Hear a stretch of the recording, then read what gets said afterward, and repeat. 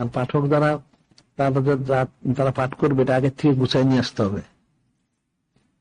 নিজেরা অনেকবার মস্ক করে চর্চা করে তাইলে হ্যাঁ সুন্দর হয়।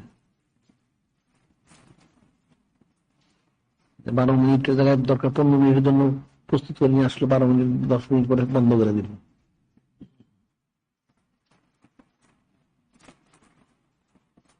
আর ইচ্ছে করলে এক শরীফ একাধিকবারও পড়া যায়, কোনো অসুবিধা নেই। আরো সুন্দরভাবে পড়তে পারে, আরেকবার সুন্দরভাবে পড়তে পারে, কোনো অসুবিধা নেই।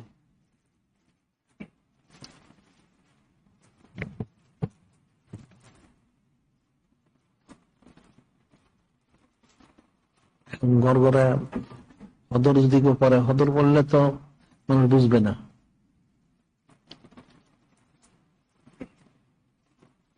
ধীরে স্থিরে পড়তে হবে।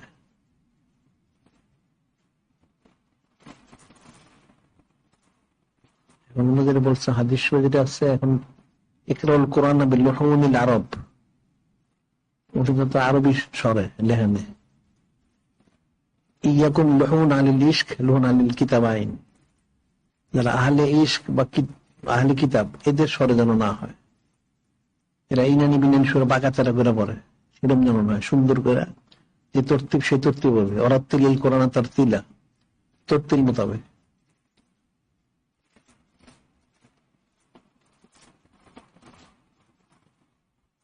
প্রত্যেকে দমটা যখন পড়লো একটু থামলো, আবার দম নিয়ে আবার পড়ো। যখন থামবে তখন সবাই আল্লাহ বলিয়া করবে, তাহলে জজবাটা পয়দা হবে।